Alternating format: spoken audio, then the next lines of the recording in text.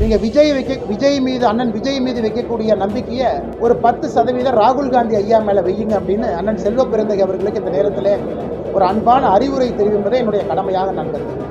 இதுக்கே இப்படி இருந்தால் விஜய் அவர்கள் முதலமைச்சரானதுக்கப்புறம் மக்கள் எப்படி போய் சந்திப்பாங்களாமா? நான் கேட்குறேன், தெரியாமல் கேட்குறேன். நீங்கள் தான் வள்ளுவர் ஆரிய கைக்கூலின்னு சொல்லிட்டீங்கல்ல, அப்போ வள்ளுவருக்கு நாங்கள் காவி கொடி பூசினானே, மஞ்சள் கொடி பூசினானே, சிவப்பு கொடி பூசினா உனக்கு என்ன பிரச்சனை? இந்துத்துவாவை அழிக்க வேண்டும் என்று நினைத்தால் விஜய் நிச்சயமா எங்களுக்கு இந்தியா கூட்டணியில சேரணும். அப்பதான் அவருடைய கொள்கைக்கும் கோட்பாடுகளுக்கும் நல்லது, வெற்றியும் பெறும் சொல்லி செல்வ பெருந்தகை சொல்லியிருக்கிறார். இந்துத்துவாவை அழிக்கணும்னா நீங்க எங்களோட இணையணும். இன்னைக்கு எப்படி ஆயிடுச்சு அப்படின்னாங்கன்னா, சமீபத்தில் ஒரு திராவிட கட்சியினுடைய தலைவர் விஜய் அழைச்சார், எங்கிட்ட வந்து சேர்ந்துக்கங்க. இன்னைக்கு எந்த கட்சிகள்லாம் தமிழகத்தில் காணாமல் போயிட்டு இருக்கோ அவங்கெல்லாம் இன்னைக்கு விஜயை துணை கூப்பிடுறாங்க. நீங்கள் எங்கள் கட்சியில் சேர்ந்துங்க, நீங்கள் காங்கிரஸில் சேருங்க, நீங்கள் எங்கள் கூட்டணியில் சேருங்க.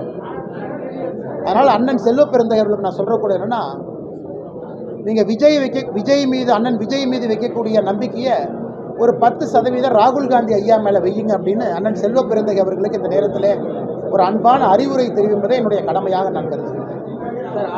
ஜல்லிக்கட்டுல என்னை யார் எதிர்க்க சொல்லுங்க நீங்க ஒரு போட்டோ ட்விட்டருக்கு வைரலான நிலையில அந்த மாதிரி சம்பவமே நடக்கல, நான் மரியாதை நிமித்தமா நிர்ணயிக்கிற மாதிரி சொல்றாங்க. ஆனால் அலங்காநல்லூர் ஜல்லிக்கட்டு என்பது தமிழர்களுடைய அடையாளம், ஒரு பெருமைங்கண்ணா, பெருமை. இதை நாங்களே இப்போ பேசிக்கிட்டு இருக்கோம். பாரதிய ஜனதா கட்சி சார்பாக பெரிய தலைவர்கள் நம்ம கூப்பிடணும், தேசிய அளவில் அடுத்த ஆண்டு குறிப்பாக எல்லாம் வர இருக்கிறாங்க, பங்கேற்க வேண்டும், நம்முடைய பெருமையை பார்க்கணும். அதனால் துணை முதலமைச்சர் வந்தது தவறு கிடையாது, வருவதற்கு எல்லா உரிமை இருக்குது. துணை முதலமைச்சர் அவர் ஒருவேளை அவருடைய பையனை கூட்டிகிட்டு வர்றாங்களா, அதுவும் தவறு இல்லை. மகனும் வரலாம், வரட்டும், அதுவும் தவறு இல்லைங்க. ஸோ மகனுக்கு முதல் இருக்கையில் உட்கார வச்சாங்களா, கொஞ்சம் தவறு தான்.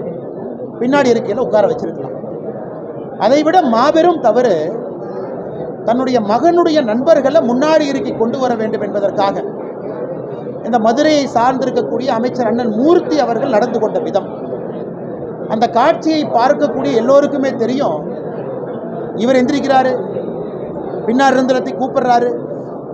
கலெக்டர் அம்மா இல்லை, யாரும் என்னை வற்புறுத்தவில்லை என்றால் எதற்காக அவர்கள் அமர்ந்திருந்த இருக்கையிலிருந்து ஒரு இருக்கை எதற்காக விட்டு கொடுத்தாங்க? ஒரு நிமிஷத்திற்கு முன்பு கலெக்டர் அம்மா அமர்ந்திருக்கக்கூடிய இருக்கையில் இன்பநிதி ஸ்டாலின் அவர்களுடைய ஃப்ரெண்டு அந்த இருக்கையில் உட்கார்ந்தார். கலெக்டர் அம்மா புரிஞ்சுக்கணும், அவங்களுக்கு இது ஜோக்கா இருக்கலாம். கலெக்டர் அம்மா புரிஞ்சுக்கணும், அவங்களுக்கு ஒரு அரசியல் லாபமாக அதை பார்க்கலாம். கலெக்டர் அம்மா புரிஞ்சுக்கணும், ஓ இதில் நம்மளை தண்ணி இல்லாத காட்டுக்கு மாற்றிடுவாங்க. ஆனால் கலெக்டர் அம்மா அதை தாண்டி ஒன்று புரிஞ்சுக்கணும், அந்த இருக்கையிலே அமர்வதற்கு தமிழர்கள், தமிழ் சொந்தங்கள், மாணவ செல்வங்கள் விடிய விடிய படிக்கிறாங்க, பரீட்சை எழுதுகிறாங்க. கூலி தொழிலாளியுடைய மகன் ஒரு பரீட்சையை பாஸ் பண்ணி வர வேண்டிய இருக்கை அது. அவ்வளவு எளிதாக அந்த இருக்கையை தானம் கொடுக்கக்கூடாது. அதன் பிறகு கலெக்டர் அவங்க சொன்ன பதில் தான் என்னை இன்னும் ஆச்சரியத்தில் ஆழ்த்தியது. முழு வீடியோ தெளிவாக இருக்குது, கலெக்டர் இருக்கையிலிருந்து எந்திரிச்சது தெளிவாக இருக்குது. அந்த இருக்கையில் இன்பநிதி ஸ்டாலின் அவர்களுடைய நண்பர் உட்கார்ந்திருப்பது தெளிவாக இருக்குது. நான் எப்படி பார்த்தா கலெக்டர் அம்மா உட்கார வேண்டிய இருக்கை மூர்த்தி அவர்களுக்கும் உதயநிதி ஸ்டாலின் அவர்களுக்கும் சென்டரில் உட்கார்ந்துருக்கணும். சென்டரில் யார் உட்கார்ந்துருந்தாங்கன்னா இன்பநிதி உட்கார்ந்துருந்தாங்க. அந்த இருக்கையை விட்டு கொடுத்ததே மாபெரும் தவறு. கலெக்டர் அமர வேண்டிய இருக்கையில் இன்பநிதி உட்கார்ந்துருந்தார். கலெக்டர் தூக்கி ஓரமாக 3 இருக்கை தள்ளி உட்கார வச்சிருந்தாங்க. அது இரண்டாவது தப்பு. அந்த உட்கார்ந்திருந்த இருக்கையும் விட்டு கொடுத்து விட்டு கலெக்டர் அம்மா 2 இருக்கை தள்ளி போனாங்க இல்லைங்களா? அதை என்ன சொல்வது?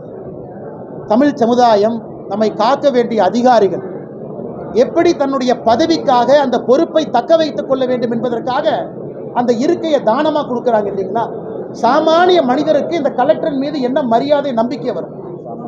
உங்க இருக்கையை கூட உங்களால் காப்பாற்றிக் கொள்ள முடியவில்லை. சாதாரண மனிதனுக்கு கலெக்டர் அம்மா என்ன நியாயம் கொடுக்க போறாங்க? மூர்த்தி அவர்கள் இருக்கலாம், பவர் இருக்கிற வரைக்கும் ஆடுவார். பவர் இல்லைன்னா சாதாரண மனிதனா கூப்பிட்டு உட்கார்ந்துருப்பார், அது வேறு. அரசியல்வாதி நான் பேச விரும்பல. அதிகாரி, அரசியல் கட்சிகள் வரலாம் போல, அதிகாரி அவங்களுடைய தன்மானத்தை விட்டு கொடுக்க கூடாது. ஏன்னா they are permanent politician. அதனால் மதுரையிலே நடந்திருப்பது மாபெரும் தவறு. நான் தவறு செய்யவில்லை என்று பத்திரிகை நண்பர்கள்ட்ட முட்டாள்தனமாக பேசியது அதைவிட மாபெரும் தவறு. அதனால் கலெக்டர் அம்மாவுக்கு என்னுடைய அன்பான வேண்டுகோள், அம்மா நீங்கள் இத்தனை மக்களுடைய முகமாக இருக்கிறீங்க. அதனால் தயவு செய்து நீங்கள் அன்னைக்கு நடந்து கொள்ள ஏற்புடையதல்ல. மூர்த்தி அவர்களே சொன்னாலும் நீங்க மூர்த்தி அவங்ககிட்ட சொல்லுங்க, உங்க இருக்கையை விட்டு கொடுங்க. மூர்த்தி அவர்கள் வேற இருக்கை போய் அவங்க இருக்கையில் உட்காரட்டும். இதைத்தான் பத்திரிகை நண்பர்களுக்கு என்னுடைய பதிலா சொல்றேன். சொன்னபடி செய்து முடிச்சிருவீங்களா? அப்படி செய்து முடிக்கிற பட்சத்தில் அது தமிழக முதலமைச்சர் கிடைத்த வெற்றியா தானே சார் பார்க்க முடியும். டன்சன் மாற பட்சத்தில் நான் என்னுடைய பதவியை தொடர்ந்துருவேன், நான் ஆட்சியில் இருக்க மாட்டேன். சரி, இப்படி பார்த்துக்கண்ணா, முதலமைச்சர் பதவியை நான் காப்பாற்றிருக்கேன்னு வச்சுக்கோங்களேன். பாரதிய ஜனதா கட்சி முதலமைச்சருடைய பதவியை காப்பாற்றிருக்கோம். சரி போங்க அப்படின்னு 1.5 வருஷம் இருந்துட்டு போங்க. 2026 மே வரைக்கும் இருங்கன்னு சுசீந்திரன் சொன்னாங்க எங்கள் மாவட்ட தலைவர் மதுரை என்ன. அதற்காக பாரதிய ஜனதா கட்சி இன்னைக்கு முதலமைச்சருடைய பதவியை காப்பாற்றிருக்கோம்னு வச்சுக்கோங்களேன். விஜயை எல்லாருமே எதிர்பார்த்து இருக்கிற சூழ்நிலை இருக்குன்னு சொல்றீங்க. அப்படி இருக்கிற பட்சத்தில் பிஜேபிக்கு நான் எதிர்பார்த்து காத்திருக்கின்றோம் என்று சொல்லவில்லை. தேய தொடங்கிய கட்சிகள், இருப்பில்லாத கட்சிகள், இளைஞர்கள் அந்த கட்சியில சேர முடியாம இருக்கக்கூடிய கட்சிகள் எல்லாம் இன்னைக்கு வந்திருக்கக்கூடிய விஜய் அவர்களை யாரையோ கூப்பிடுறாங்க. இன்னைக்கு இதே மதுரையில் அண்ணன் செல்லூர் ராஜா அவர்களுடைய பத்திரிகையாளர் சந்திப்பை மறுபடியும் நினைவு கூற விரும்புகின்றேன். அவர் விஜயை கூப்பிட்டாரா இல்லையா? என் கட்சியில் என்ன எங்களோட கூட்டணி போடுங்கன்னு கூப்பிட்டாரா இல்லையா? ஏன் கூப்பிட்டாரு? அவருக்கு தெரியும் அவர் கட்சி எப்படி இருக்கு. இன்னைக்கு அதே வேலையை செல்வ பெருந்தகை அவங்க செய்கிறாங்க. பாரதிய ஜனதா கட்சிக்கு யாரையும் கூப்பிட வேண்டிய அவசியம் எங்களுக்கு இல்லை. வளர்ந்து கொண்டிருக்கின்றோம், பலமாகி கொண்டிருக்கின்றோம். இளைஞர்கள் எங்கள் பக்கம் இருக்கிறாங்க. ஆனால் நாங்கள் யாரையும் கூப்பிட வேண்டிய அவசியம் பாரதிய ஜனதா கட்சிக்கு இல்லை. விமான நிலைய கையகப்படுத்தக்கூடிய அந்த இடத்த மக்களை சந்திக்க விஜய் போறாரு. 7 இடங்கள்ல செக் போஸ்ட் அமைச்சிருக்காங்க, பல்வேறு கட்டுப்பாடுகள் விதிச்சிருக்காங்க. இது எப்படி பாக்குறீங்க? இதுக்கே இப்படி இருந்தா விஜய் அவர்கள் முதலமைச்சரானதுக்கு அப்புறம் மக்கள் எப்படி போய் சந்திப்பாங்களாமா? நான் கேட்கறேன், தெரியாம கேட்கறேன். ஏன்னா இன்னைக்கு காமராஜர் ஐயா முதலமைச்சராக இருந்து ஒரு செருப்பு போட்டுக்கிட்டு எங்கள் ஊர் பக்கத்தில் மோகனூர் பக்கத்தில் பார்த்தீங்கன்னா அப்படியே நடந்து போய் டேம் கட்டினால வரலாம். இன்றைக்கி ஒரு அரசியல் கட்சி தூங்கி இருக்கவங்க போகிறதுக்கு புரோட்டோக்காலு, செக்யூரிட்டி, ஃப்ரண்ட்டு பேக்கு, அதுக்கு 1000 போலீஸு. அப்புறம் எந்த மக்களை சந்திக்க போகிறீங்க? என்ன குறையை கேட்க போகிறீங்க?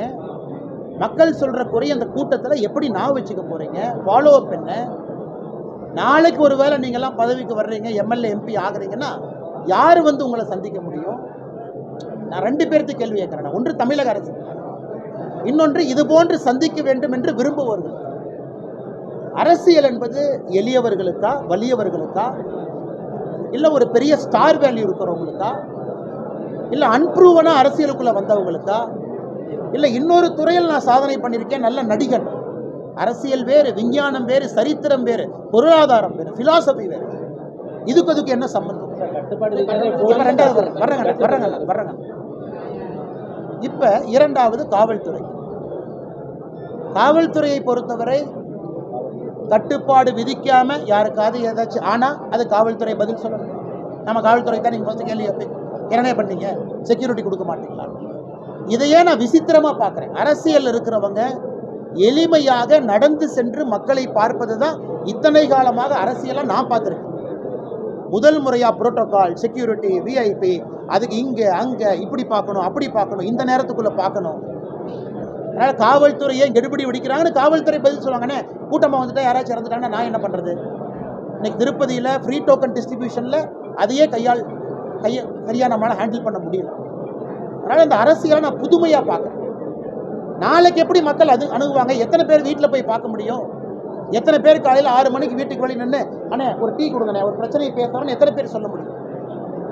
ஆனால் தெரியல. தமிழக மக்களும் உணர்ந்து கொள்ள வேண்டும். அதனால் நான் 2 தரப்பும் கூட நான் சொல்கிறேங்கன்னா அரசியல் அப்படி மாறிடுச்சு. ஸ்டார் வேல்யூவோடு வரும்பொழுது வரக்கூடிய பிரச்சனைகளாக தான் நான் பார்க்குறேன். ஆனால் கொஞ்சம் சத்தமாக சொல்லுங்க. வள்ளுவருக்கு கால்நடை அணிவிட்டாங்க, ஆளுநர் எப்போ கால்நடை அணிய போறாருன்னு சொல்லி முரசொலி வெளியே இருக்கு. அதை பற்றி அண்ணே, ஒரு விஷயத்தை நன்றாக அவர்கள் புரிந்து கொள்ள வேண்டும். திமுக பிறக்கும் முன்பே, திமுக என்கின்ற கட்சி 1949க்கு முன்பே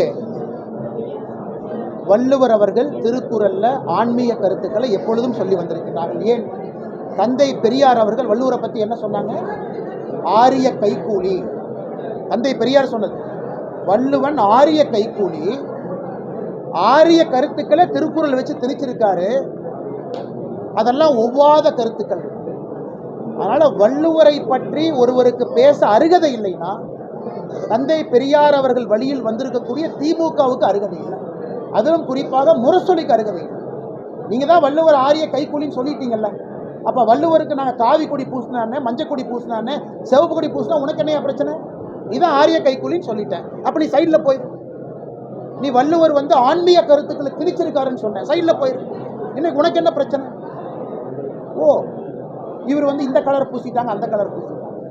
ஆனால் மறுபடியும் முரசொலிக்கு விடுதலையில் தந்தை பெரியார் அவர்கள் திருவள்ளுவரை பற்றி என்ன சொன்னாங்க அப்படிங்கிறத நாளைக்கு தலையாங்கமாக போட்டிங்கன்னா சால பொருந்ததாக இருக்கும்.